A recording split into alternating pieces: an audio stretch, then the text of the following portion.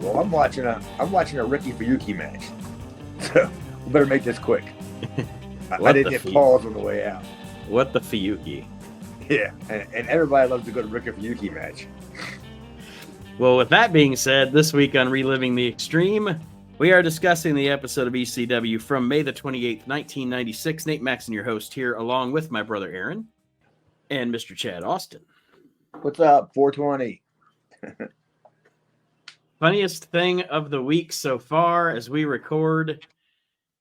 I may have already mentioned it. I think Aaron and I discussed it. Maybe I don't know if we discussed it with Chad or not, but funniest thing of the week so far in the wrestling community is the physical state of all the guys on the internet body shaming Sheamus.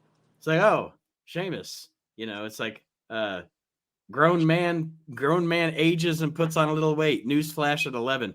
And then he comes out there and he still looks like a motherfucking wrestler. And now there's these fat bastards are on the internet, these big fat fucks, these big fat fucking fucks, body shaming Sheamus. Like, buddy, look in the mirror, put down your butter tub or whatever the fuck you're eating from. He's been there 20 years. Yeah. And like I said, I mean, he still looks great for his age. He's 46. I looked it up. He's 46 years old. He just had surgery.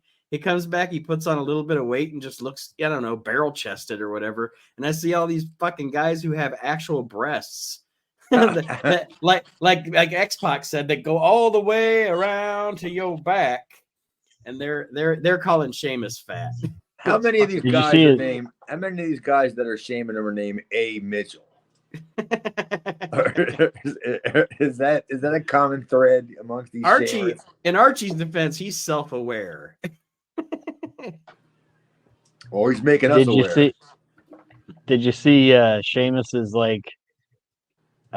tweet back to all those people? Didn't he say I'm big boned or something? Yeah, it just said I'm big boned. What do you want? Dude, not a single one of them would want to mess with Sheamus. Right. Not a single one. And physically wise, not like visually wise, it's probably the best shape he's in. And like Nate said, he's 46 years old. So honestly, it's probably better for him not to be fucking jacked to the gills, because he's gonna get hurt again. He's gonna get hurt. Ripped up. So it's a bunch of ignorant people that don't know what the fuck they're talking about. Dude, could you imagine him just grabbing one of these jabronis and just giving them the 9 beats of the Bowery or whatever the hell? You know what I mean? I picture him holding them by their neck beard. Yeah, and just beating them. And then like everybody at Walmart starts counting along. Him beating those people would look like him beating a fucking pillowcase full of cottage cheese. That's what it would look like. Yeah, that's a shame. Yeah, dude, what's wrong? Ain't nothing wrong with Sheamus, dude. So what? I mean, it's a shame that I look better than him. And I like the fact that they gave him his old music. Hey man, anyway, this has got to be like we got to be like in the Twilight, Yeah, we're definitely in the back nine. Yeah, well, so, I think in using the words that Cornette would use, I think that when he does hang him up, he's going to be figured in too. He'll be figured in because he's a hunter guy. Yeah, so. And it's like, I know we don't want to talk too much about the modern product or whatever, but it's like, oh, these guys are saying Sheamus looks out of shape. He doesn't look anything different than like guys like Harley or Arn or Ronnie Garvin looked like when they were at the peak of their career. You know what I mean? It's just that it's just ignorant, those people saying that shit. The Sheik, Abby, Carlos Colon. I mean, these idiots act like he came out looking like the Awesome Kongs. or Mighty Igor. selling Pollock Johnnies, giving them out to the crowd.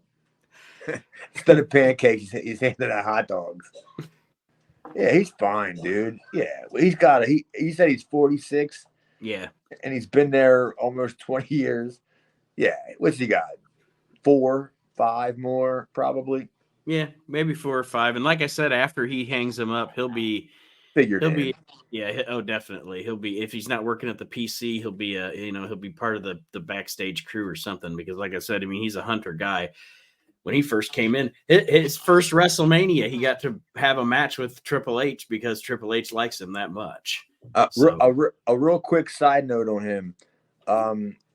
When he first started, and my buddy Hollywood by the Star was doing jobs up there, you know that stuff that the guys wear, that hot stuff they put on their body to make them look like they're Well, he's allergic to it.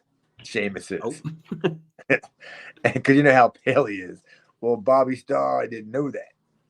And Bobby Starr is in the back. He's all getting hot stuffed up, putting all that stuff on. And when he got into the ring, and then when Sheamus realized that he had it on, Sheamus beat the shit out of him. Like, much like Vader did. Like, for some reason, as great as Bob is, and as much as everybody loves Bob and how easy he is to work, he gets beat up all the time. Like in the ring, because he somehow pisses Vader off. He pissed Sheamus off. I mean, he's the opposite of Shawn Michaels. He pisses people off unintentionally. Yeah, of course. Yeah, that I thought that was a great story because it was an outside show too. Bob Starr spends half his match going, "Oh, yeah, sorry, yeah, he does. Sorry, yeah." He knows what a receipt is. That's 100%. The episode of ECW, like I said, that we're reviewing this week is from May the 28th, 1996. And this show kind of takes place in, it's not necessarily from one taping. There's actually multiple matches or multiple things happening in multiple arenas. Good. I was going to ask you about that. Yeah, some of it's at the ECW arena. Some of it's in Allentown. So they took some footage from multiple shows this week. And I think overall gave us a pretty good show. We'll dig into it. Starting out, Joey Styles, or actually, I'm sorry. We start out with a video package showing all the shenanigans and hijinks so far in ECW of Brian Pillman with WWE dubbed music over it. So I don't know if anybody narrated it or what, because WWE just put their music over it. So I was going to ask you about that too. There was a couple times today on some of the shows, on some of the stuff, that I was going to ask you. I wonder what music they were playing behind it. But I think the Pillman one was, I think I know the song, but I can't tell you the name off the top of my head. I think I know which one it is, but it took me forever to figure it out because I'm like, I couldn't remember what song that he used, like when they used them in vignettes, but it was a girl band. I know that. Mm-hmm.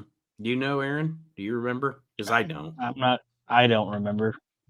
Yeah, if I heard the song, I would definitely say yes or no. But yeah, I think it's a girl. It's I think it's the band Seether, I think. Or maybe I think it's Seether. Was it Veruca Salt?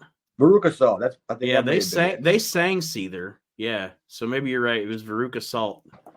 I can see that for Brian Pillman. That fits. Yeah, that's the new game that I'm playing over here is when I watch these ECW shows, just trying to figure out what music they're playing. Because when you said girl band, I thought about the Breeders, like that Cannonball song. It could have been that too. It was definitely out of that mold, definitely. Yeah. Mm-hmm. But yeah, that we see the stuff about Pillman, and then Joey Styles tells us that for the first time since his accident, Brian Pillman is going to be at the ECW arena this Saturday. This is May 28th, the ECW arena show, so that would probably be like June 6th or 7th, maybe. Dude, and he's gonna be Pillman's in the WWF by the end of June. So whatever we see on the next show from Pillman will be the last Pillman we see in ECW. And I was gonna say that answers our question because a couple times you go into this, like watching Pillman's run, we were like, "Oh, is this when he got hurt? Is this when he got hurt?" It's like we finally found out, and I thought it was funny, like all the rumors that they were talking up, like Joey brought up that was going on the fucking internet, oh,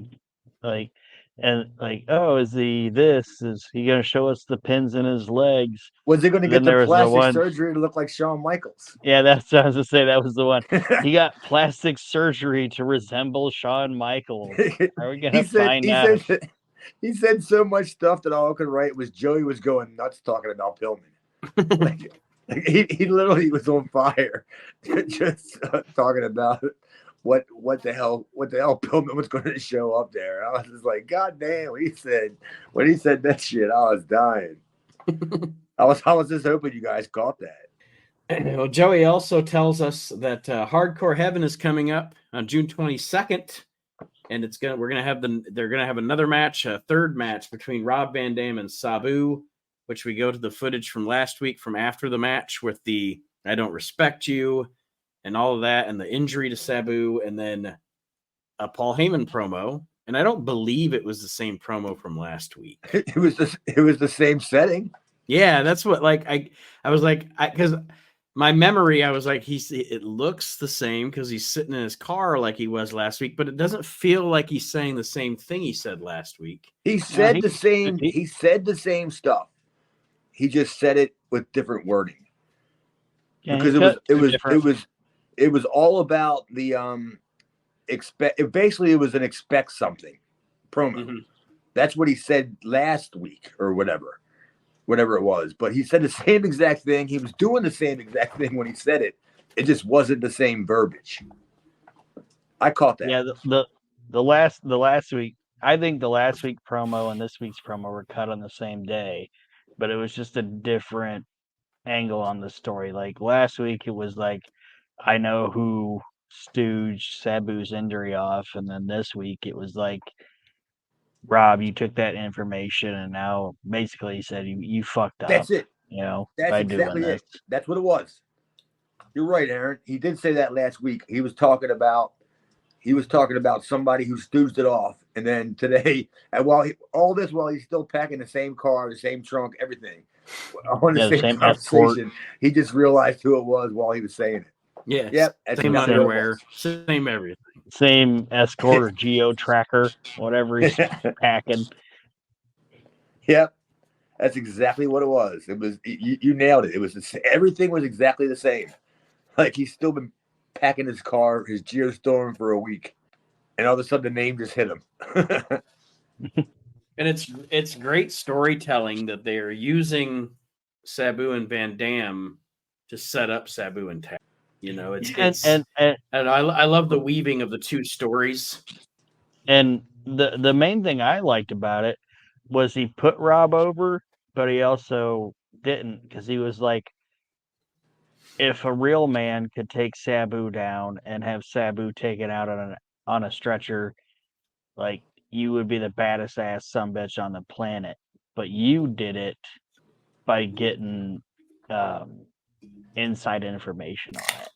Like, yeah. So it was like, yeah, you did what you did, but you did it underhandedly. You know what I mean? Like, it's and like, you did it to a half-ass Sabu. Yeah. Like, Paulie's basically saying, if you wouldn't have known that fucking information, and I wouldn't have known you known that information, I'd say you're the baddest dude on the fucking planet. Yeah. I mean, take the psychology aspect in effect. Sabu's an intimidating dude, you know? And just say in wrestling, he looks intimidating and everything. And if you're Rob Van Dam, a guy like Sabu would still have to be somewhat, you don't look at it as a job guy or anything. Mm-hmm. You know, you got to take him serious. But yeah, knowing that he's all banged up and half crippled and everything else, that throws the whole, you know, that part of the aspect out of the equation to where, yeah, I know the guy's lame coming into he's coming into the ring handicapped. So that's a great way of looking at it. The way they presented it like that. Like, yeah, mm-hmm. Of course. What do you think Van Dam was going to do? Not work on Sabu's neck or something? Right. You know what I mean? Like, you going to work on the leg? What is this, Dark Side of the Ring? Speaking of Sabu, I was watching, I think I was just watching a couple of Nitros, but they were from September, October of 95. And it was that very brief time that Sabu was in WCW. Like, he had that first match with with Jerry Lynn as JL, which was good. And it was a good showcase for him. Then they put him in a match with Alex Wright. And then his last match was on a Nitro against Disco Inferno. And I thought to myself, I don't know that that ever could have worked. I don't know that Sabu and WCW ever could have worked. I mean, maybe later on, you know, when you get to like, and I hate to say it, but maybe later on when you get to the Russo era where wild shit's going on and everything. No, what I'm saying is just in the atmosphere of WCW at that time, I don't know how they ever thought that was going to work.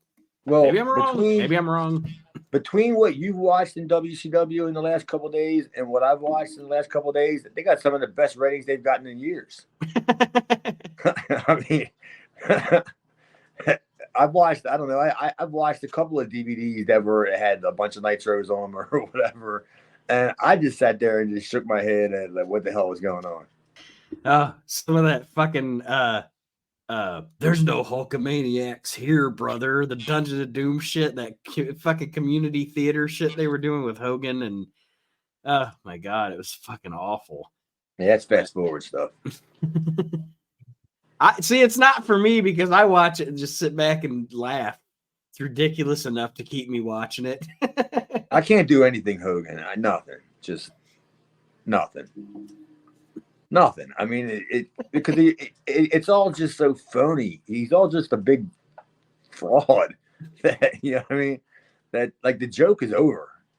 So anytime he's on something new or relevant or, you know, current, I just go, he doesn't know what he's talking about. Does he even know what's true? Oh. No. At this point, no, he doesn't know some of this. I think he really believes some of the stories he tells. Andre was 700 pounds when I slammed him in. When he first started telling the story. Yeah. By the end of the story is that 1-ton giant. He said that before.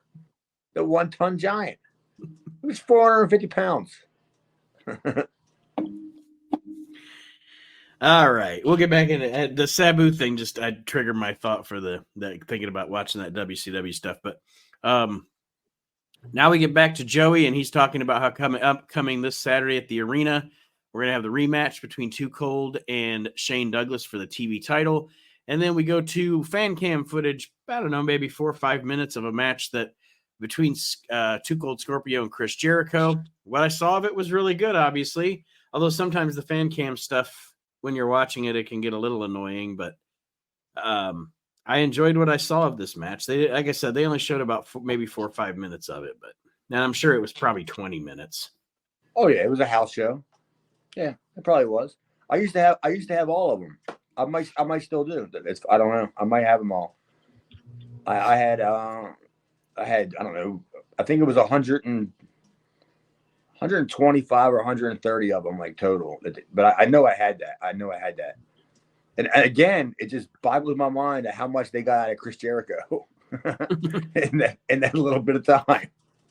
Now that fan cam. Sorry, Aaron, I didn't mean to cut you off, but that fan cam and house show footage, was that anything ECW ever released, or was that just tape traders? No, it's probably fan cam. Yeah, I think they should have done. What I think they should have done with the fan cam thing is the reason it's annoying is because it's got like those block things on it. It says fan cam and record and all that. That's obviously not on the camcorder. Right.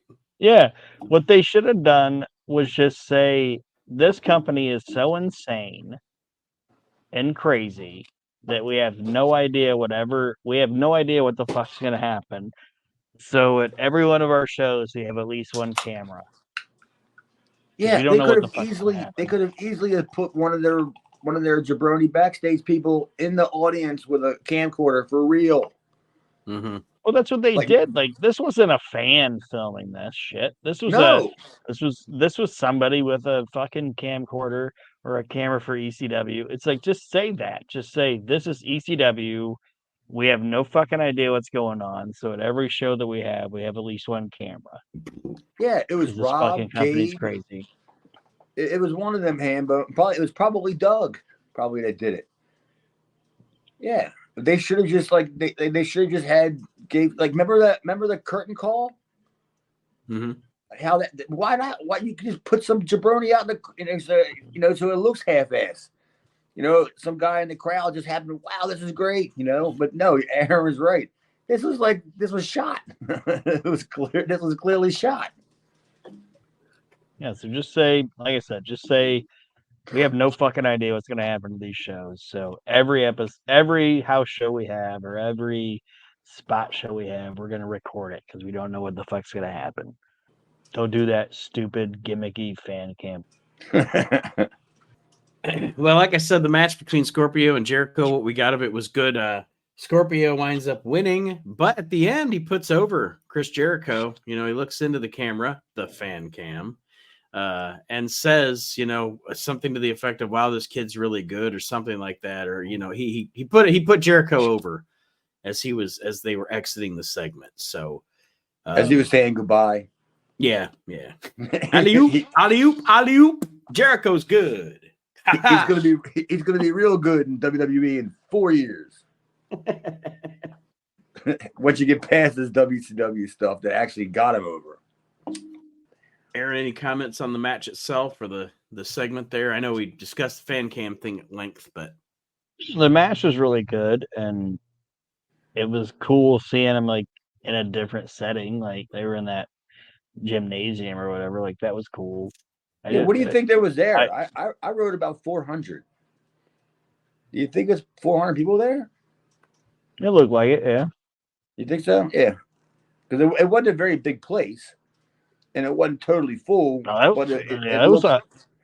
was like a Yeah, I guess 400.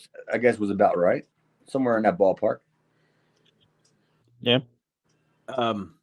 Then they get to, after that, Joey comes back and tells us that the Sandman has a knee injury and had to have surgery to repair it, which I think is true. I don't know if it's true or not, to be honest with you, or if it's just an angle. But anyway, then they show us clips of a triple threat match with Douglas, Sandman, and Dreamer from Allentown, it looked like. It looked like that one was from Allentown. That's where I kind of placed that in my brain.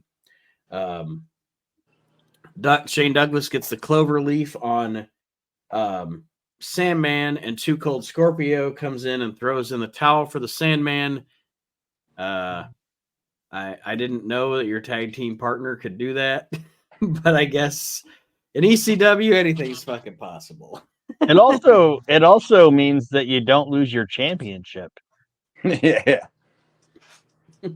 pretty much. Because Sandman's still the champion. Like what the fuck? He can throw the hanky in, but the hanky don't mean shit. The hanky don't mean shit.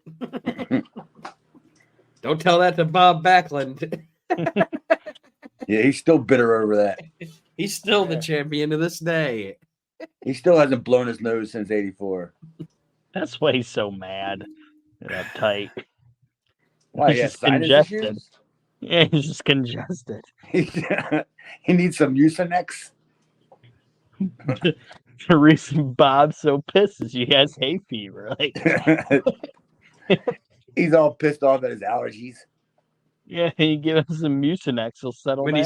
When he's looking at his hands, it's because they're covered in snot. That's what it is.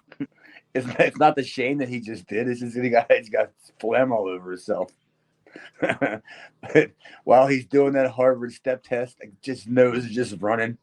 All I want to do is procure a Kleenex. Yeah. No wonder he's always crying. Like you say, he's got hay fever. He wasn't pissed off at all when Billy Graham broke his belt. He knew he was going to get a new one. It was allergies. If Bob Backlund's coming at you, just start mowing your yard. Run away. We finally found the counter to the cross-faced chicken wing. It's pollen. Yep. You get sign guy Dudley to put up a sign that says high pollen area or whatever. Blow one of them little cotton plants at him, you know what I'm talking about? Yeah, the little dead dandelion. Yeah. Yeah, little dandelions. Why wasn't Bob Backlund at ECW anyway? That would have been fun. That would have been amazing. That would have been like shit. Bow tie Bob. Bob Backlund in ECW. Man, it's by Hunter Q. Robbins. That would have been great. He's the only guy that can handle him because he can't smell his breath because he's congested. Because it was hay fever. I want to see Bob Backlund in the back encountering the Blue Meanie. Meanie walks up. He's like, "I heard you're handing out chicken wings." Dude, don't say that to the Blue Meanie, because you can already see the joke right there. Bob Backlund's all handing out chicken wings, and Blue Meanie's got a big bucket from Hooters. You can already see that visual. Damn, Bob Backlund and ECW. Why ain't somebody booked that? And then with Bob Backlund's use of adjectives, you are so rotund. He would just come up with every big word for fat that you could possibly think of. I love it. I love that he used the word procured. Yeah, procured the championship. He took it. How about that? Imagine him trying to be a witness in a police report if he worked at a convenience store. He procured the slushy. Yes. This juvenile delinquent apparently has no, nothing morals of 4B. One of the highlights of 1995 in the WWF is Bob Backlund playing chess with Jonathan Taylor Thomas. One of the highlights of '95 is just Bob Backlund. Yeah. Hey, I was at the place where I think it's when he beat Bret Hart, whatever. It was in Maryland. It was in our vacation place. And me and my buddy went, and we were shocked as shit. Like when they put I think me and him were the only two people that popped when they put the strap on Bob Backlund. Like, God damn. Wasn't that Providence? They did something in Salisbury or something like that in Maryland. I don't remember. I know that he I can't remember where that Survivor Series was that he beat Bret because I think it was Providence. Because what was it, 2 days later or 3 days later or whatever, Kevin Nash beat Bob at Madison Square Garden. But and Nash said, like, Nash is a big Bob Backlund mark and fan, and he said, like, he beat Bob, powerbombed him, and the match was like 8 seconds, and it wasn't on TV or anything. And he said Bob could have just popped back up, walked out. He said after he got jackknifed, Bob crawled out of the ring and crawled. But he took the jackknife, got pinned, and then crawled out of the ring and crawled all the way to the fucking back. That's what Bob needs. Nasal spray. Yeah, he did. The thing he did it was in Salisbury. What he did with Bret Hart was, I think, it's when he put the chicken wing on him and wouldn't get it off of him. Like, I don't know if it was after the loss or whatever, but yeah, that's the angle they did. Oh, that was before. That's when he turned, because he wanted to fight Bret, and Bret gave him the shot, and Bret beat him. And that was in Salisbury, because I was there for that. Okay, yeah, all right. So now that's refreshing my memory. So he won the title from Bret in Texas, because I just started thinking about it, and that was the fucking Survivor Series they had Chuck Norris on, where he was the troubleshooting referee with the Undertaker and Yokozuna. So yeah, you're right, Chad. He turned heel in the summertime in Maryland. And then he beat Bret for the title in Texas in November. But anyway, this is the Bob Backlund show, ladies and gentlemen. I don't know why Providence is in my mind somewhere with Bob, but he did something there. ECW, yes. The next thing that we see on our show is we get an interview. Joey Styles is interviewing Raven and Stevie, right? We skipped something though. Stevie. Oh, yeah, you're right. We skipped Stevie. I'm sorry, I skipped Stevie. It's 14 sloppy boob jobs. I couldn't. And the fact that he's guys to say that, and the fact that he's going to accept Sandman's open challenge, because that's the gimmick with Sandman now, is that his knee's fucked up, but he still wants to compete. He has an open challenge, and Stevie wants to accept it, and Then Stevie's out here doing his stupid Stevie humor. And he dances like MC Hammer. And he does the boob joke about Missy and 14 jobby sloppy boob jobs. That's what he said. Sloppy jalopy. That's the best. And then that's the funniest he's been in a long time. And then him and Joey keep doing that like thing. Like that's like an inside joke with them. I don't know what it means, but they do it like 3 times. Well, then it's an old Raven promo after that. Yes. I was going to say also, just a quick thing. You know, Stevie Richards, I know, I don't know if we've really ever got into how either one of you overall think about Stevie. Stevie Richards Stevie Richards is a wrestler that I want to like, but I don't. Not a fan. Not a fan of him as a person or a wrestler. No. Well, I don't know him as a person. But he's lame. This is as a gimmick. I mean, the most I liked about it, I liked the right to censor stuff, but other than that, it's like I think he's a good stooge. He just rubbed me the wrong way from the very beginning, and maybe I didn't give him a chance, but you know, once he rubbed me the wrong way, I just like, I ain't got no time for this guy. He just seems like a jabroni. I spent more than enough time with him, put it that way. I used to have to travel with him. Me, him, and Raven. All right. Did Raven like him? Apparently, because he did everything. He called him boss. He still called him boss. Even when they just traveled together, he was still boss. Did you not like him because he thought he was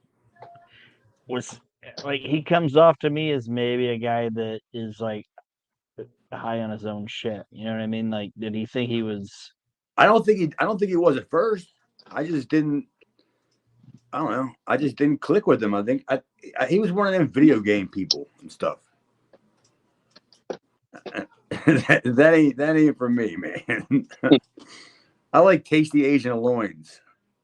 I don't play video games. I watch porno. I'm an adult. Stupid. Nah, he just never like. It's a Raven. Probably he did everything. He drove. He did all that shit. You know. So why not keep him around? I just didn't like him. And I had to work him probably a dozen or so times, and none of our matches were any good because I didn't want him to be. You know, what do I care? So it wasn't so much that he's a bad guy or whatever. It's just you guys didn't click. No, he's like an ass kisser guy, but it's over the top kind of ass kissing. Like you don't stop. Enough already. Enough. Well, like I said, after this, we get Joey in the ring with Raven, Stevie Richards, Meanie, and Brian Lee. And wait a minute, didn't you forget the Dudley thing? That's coming up. Yeah, okay. I think that's after this. No, I know what he's talking about. He's talking about the Dudley phone call. Oh, yeah, that's after their match, I believe. But essentially Raven does this whole convoluted thing about how he already knew about Kimona and Beulah.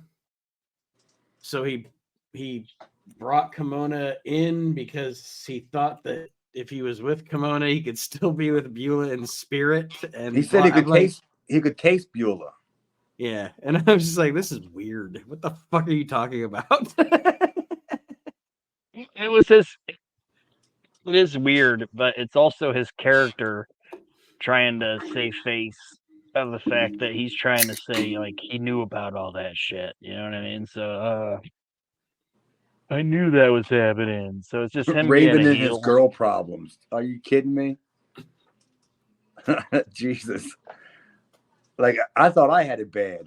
He's got girls that are doing each other. I gotta drive to 3 different states to get laid. Raven's got them all living in the same car with him. But yeah, that's that whole thing. And essentially he tells He tells Stevie Richards to go out, and I didn't write every word he used down, but essentially to go out and find the skankiest tramp he can find for Raven. And it shouldn't be too hard in Philadelphia. Stevie seems like he's just the guy for that job. I'm sure Raven already knew somebody, and he was just saying enough words that Stevie would connect to who it was. I know exactly who you're talking about, boss. Stevie was like, I think Sunny's still under contract, boss. I don't know if I can hire her. Yeah. And Bella and Mary Kay aren't in the business yet. That's fucking, I'm sorry, Bella and Mary Kay. Well, the next thing we get after that segment is the Dudleys. My favorite part of the show. And they are up against the team of Damian Kane and Devin Storm. I think there's a tag team there, buddy. I'd have put asses in seats. I kept waiting for you to bring this up just so we could talk about Bubba on the phone. And then the chase scene again. I've been thinking about that ever since like when you texted me earlier in the week about doing the show, and I was just kept laughing about just the Devon chasing Bubba in the parking lot.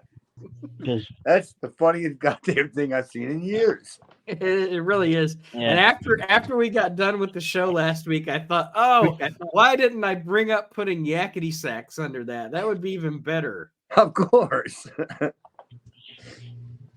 That's still the funniest goddamn shit, man. But you know who's still around though during this? Yeah, DW. I put down DW gets fucking splattered during this match. This has to be it, right? We keep saying it. He's like we moved on from Hunter Q to DW Dudley. Like it used to be Hunter Q. This has to be it, right? That's DW. God. But yeah, this is basically the Dudley Boys versus Leather Lou Albano and his rent boy.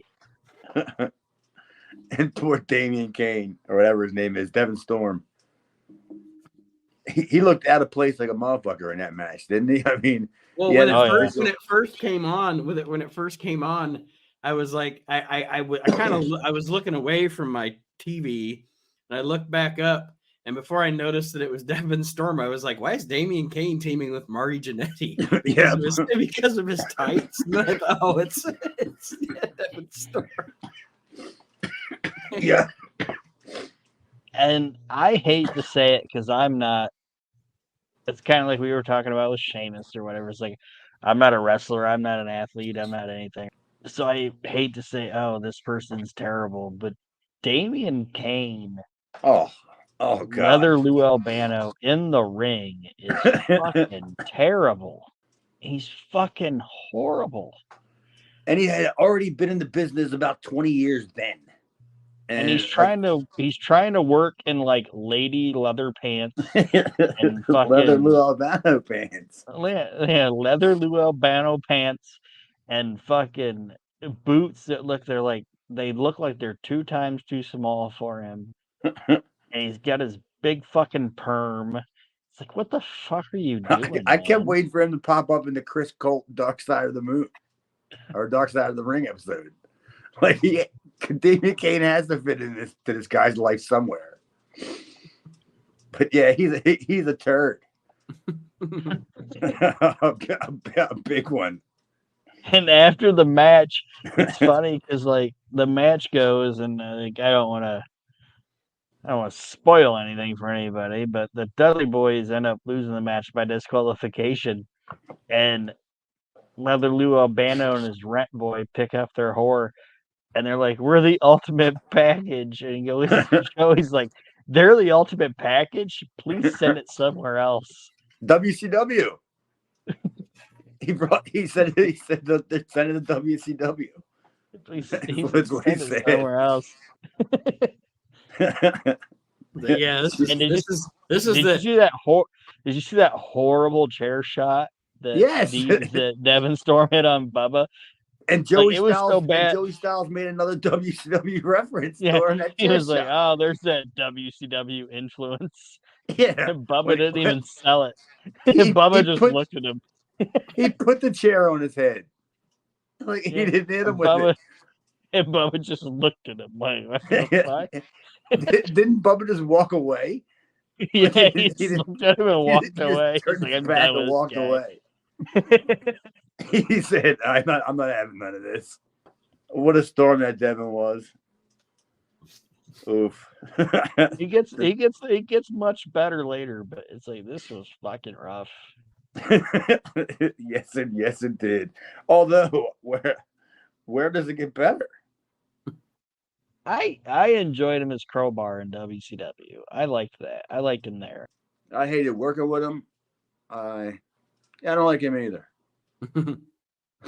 not a big fan of Crow Bizarre. I'm a bigger fan of Z-Bar.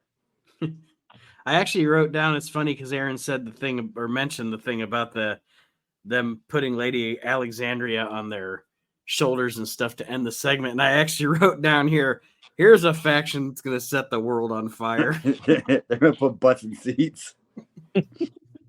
Although, if you take off Lady Alexander's boot, the top, though, maybe. Damn, could you imagine that people in Philadelphia going crazy if she would take off that top? It'd probably just plop down. You think so? Nah, there was too much helium in there. They ain't going nowhere. Damian Kane. All them people are still here. Well, and this is supposed to be like when ECW was good.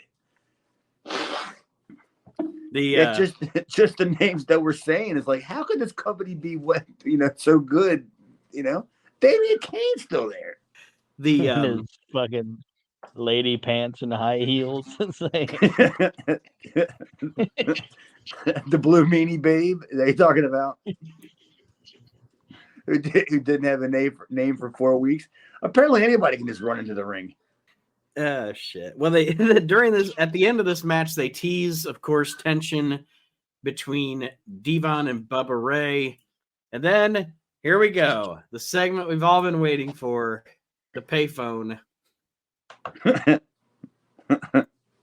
Dudleys are a fucking highlight every single week. Every single week. At least they are now. Fucking highlight. Yes.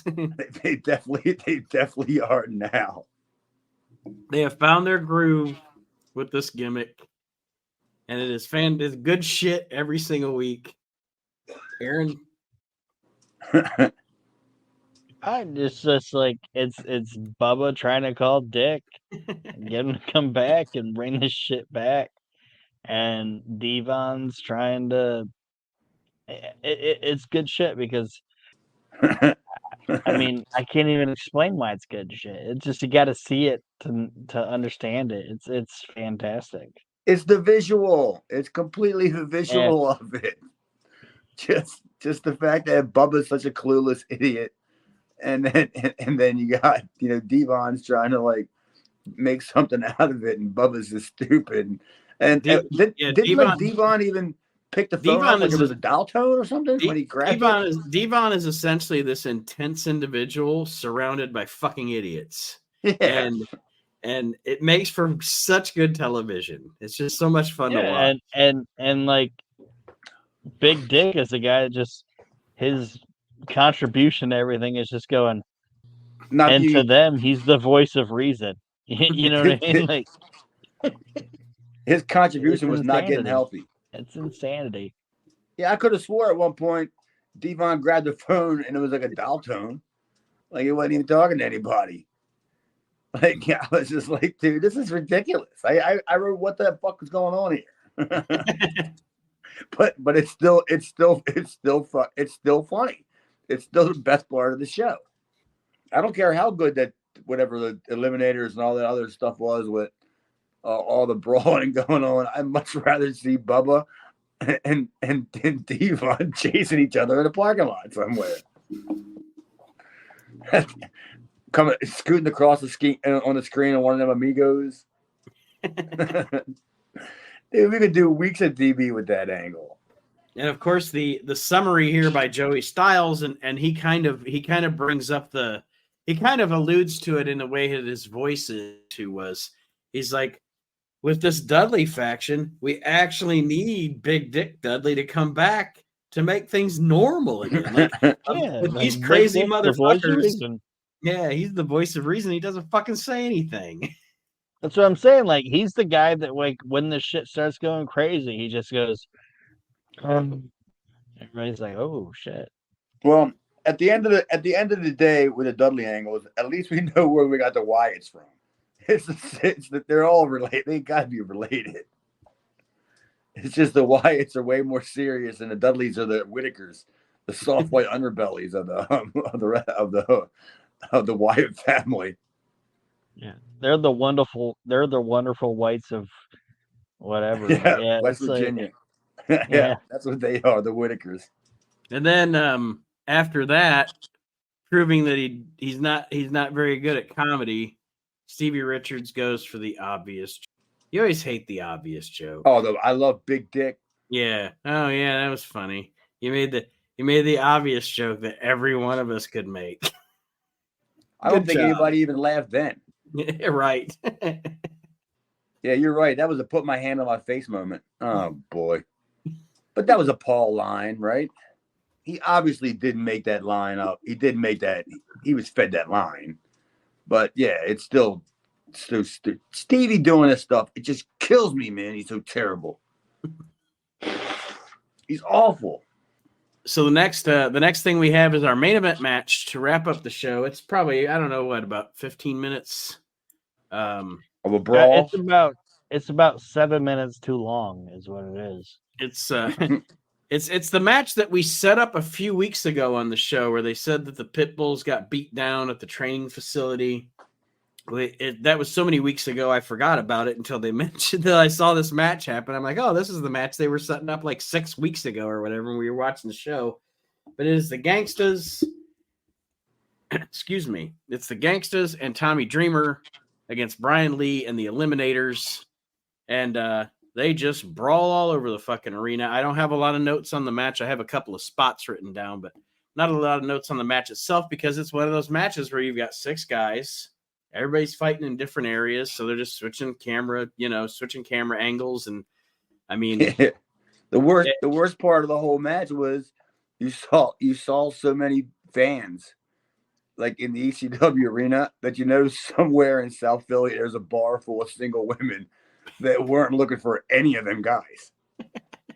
Like, because they showed so many Mitchells like in the crowd cheering them on and stuff. That it's like, none of you all have girlfriends, or they all look the same. They were all just schlubs out there, and it was like they were putting the people on camera on purpose. These are our fans, and that's what I even wrote down. Like, somewhere there's a bar with a full of girls that don't want any of these guys. But it was just the brawl, man. Yeah, and not saying it was bad. No, it wasn't bad. It was just that, no, it wasn't bad either. I just think, like I said, I think it just went way too long. I actually was kind of hoping they would still just have Devon chase Bubba through the building, like while all this was going on. Continue from last week, yeah. Like when they were up on the Eagles' nest, brawling up there and stuff. That if the camera would just kind of like panned around, and then you just saw this Bubba just run out, and Devon's still chasing him. So here's my thing, Aaron, and I agree with you, and it happens with a lot of these walk and brawl matches in ECW. For TV, it is too long, but I'm sure that in the arena, it doesn't feel that way. You know what I mean? Like, these walk and brawl matches are meant for that crowd in the arena. They're not even necessarily meant for TV. Oh, totally. Yeah, I would have rather seen 5 more minutes on TV. I would have rather seen 5 more minutes of Scorpio and Jericho. The 5 minutes of this thing, which is what it was, and it was fun. And I enjoyed it, but I just thought it went too long. Like, I actually fast forwarded it a little bit. So I was like, I got to get to the end of this fucking match. Well, Brian Lee at this point is super lazy. He's already gotten to that point where he's super lazy. So, I mean, that was, It was just gonna be that, and all you were setting up was some terrible dreamer spot, as all it was building to, where he was gonna fall off of something, and this fat ass just rolled off the second part of the stage. He got bumped off, and he fell on the one stage. And I don't know whether he's supposed to go all the way to the floor or not, but he fell off the one stage, but it was close enough that all he had to do was half roll back onto the floor. And there was nobody there to pick him up. I noticed that. Like, if, and I know what you're talking about, and I know we don't like to put over Dreamer very much, but if he would have just splatted onto the fucking stage, it actually would have been kind of cool and kind of impressive. But then he rolled. Yeah, he half rolled off the stage. Yeah, it's like, just splat your fat ass there and just lay there, man. It would have looked impressive. Well, in his dumb defense, it probably did hurt, because he did land like more closer to the end than in the middle of it. So it was probably a harder part of the surface. So it probably did hurt him a little more than if he would have landed. Because that stage is like, that thing is pretty solid, the way they built that thing, because it ain't supposed to move. And so, yeah, if he would have landed in the middle, it would have been a lot better. But no, he landed closer to the end where it was going to be the supports there and stuff. But yeah, but he just rolled his walrus ass right off of that thing and just fell right there. You would have thought that he would have had a bunch of fans that were ready to catch him, but nobody did. He splatted. But this the crescendo of this match essentially is Tommy Dreamer DDTs Saturn off the top rope through a table, and then Cactus Jack comes off the top with a chair onto Saturn and pins Saturn. Cactus and Jack. Then what did I say? Oh, I wrote Jack here. New Jack. I'm sorry. Where did Cactus Jack come from? Cactus Jack is back, everybody. I fast forwarded way too much. Yeah, I know. I'm looking at my notes still, going, "Where the hell that Cactus Jack?" New Jack. I'm sorry. I just wrote Jack down here. And anyway, and then to end the show, Joey Styles says, when in big hype mode, that the match is finally going to happen for the ECW tag titles this Saturday. It's going to be the Eliminators versus the Gangstas. And then the Eliminators, or the Gangstas, of course, are Mussolini?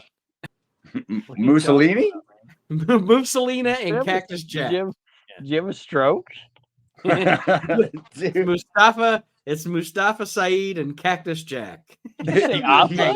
Alpha and Cactus Mustafa Jack. Ali and Mr. Saeed. Wild Samoan Alpha and Cactus Jack. The Gangstas are Alpha and Cactus Jack. I like my team better than the actual team. I'm sorry. Against Mr. Saito and who? Terry Garvin. Did you say Mustafa Ali? Good God. He wasn't even born yet. Against Mr. Saito and John Tolis. Where the hell is Bob Backlund at? He's a special ref. That's a match I'd pay money to see. I come all the way back for that. John Tolis. He's still selling the talcum powder. The Gangstas are Alpha, Samoan, and Cactus Jack. Yeah. And they're managed by Leather Lou Albano. Alpha's like, good job, OJ. That's two less white people we gotta worry about. Cactus is like, sure. Yeah. I don't know. Okay, that's fine. So let's get this straight before we end the show. Who are the I feel like we're done doing ECW and we started doing the UWF. So it's Mr. Saito and who? Jungle Jack Perry. Oh, like he needs he needs more news coverage. Mr. Saito. The Eliminators are Mr. Saito and John and Tolis. Road Warrior Animal. It's New York against the Eliminators, New York and Crumbs. I mean, what are you booking this stuff while you're eating Fritos or something? Where are you getting these names from? Overall, I actually gave this episode a C. I thought that this episode, it wasn't that it was bad. It's probably the least good episode we've seen in at least 2 months. Yeah, that's fair. I think us talking about it was better than the show. I have no idea what just happened. I had a stroke and we got into. For some reason, I smell burning hamburger. What's going on? Aaron, what was your grade? I gave it a C this week. I'd give it a B-. Yeah, all right. We're all in the same boat. And like I said, I'm not giving it a C because I'm saying that it stinks. But we've seen an upturn in the quality of the show over the past few months, maybe even 6 months, and this one just felt like a bit of a step down. So it just got a lower grade from me. Well, it seemed like they were trying to put 10 pounds in 5 pounds. Mm-hmm. You know, there was so much going on that they had to edit so much out that you didn't get like the full like scope of everything because they had to show you so much. So they could and then Cactus and Alpha show up at the end, and everybody's like, "What the fuck is going on?" If Cactus and Alpha showed up and attacked everybody, I'd give it an A++. I know. Cactus and Alpha just laying waste to Damian Kane. Mustafa Ali. Team Kaffa. Mustafa Ali in diapers because I'm sure in '96 he was probably still a baby. He wasn't even born. Yeah. Dude, Team Kaffa. I'd give that an A++. Oh my God, this show is gonna have so many names and stuff. Actually, I actually wrote down the show name was already the Bob Backlund show, but I don't know if that's gonna be it or not. But he's never worked there, but he's never been talked about so much in 2024 ever. Nobody will ever bring up Bob Backlund more this year than we just did in an hour. Smells like chicken wings. Burnt toast. When's the last time Alpha got talked about? Mustafa? Alpha. The original gangster. Everybody that got talked about wasn't even on the show. But we beat up Damian Kane. Talking about Alpha. Shut your mouth. And one of the Dudleys who won't go away. It's not DW Dudley. It's don't go away Dudley. He's like a bad cold. All right, everybody, we're gonna sign off. Any parting words for our listeners this week? DW guys? stands for don't want you around, Dudley. DL Dudley, don't leave. Or do leave. Nah, man, we beat up enough people tonight. Aaron? 14 sloppy boob jobs. Just thanks for listening.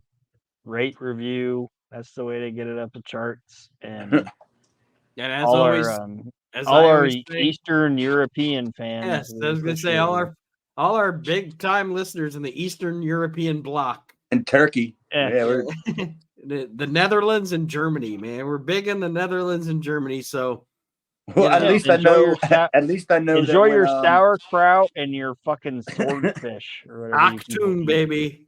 At least I know that when Jessica and her new boyfriend go on their big cruise, and there's nothing to listen to, they can listen to our show when they're overseas. It's like keep tuning in, baby. Listen to our show. Okay. Goodbye, everybody. Goodbye. Auf Wiedersehen. Dankeschön.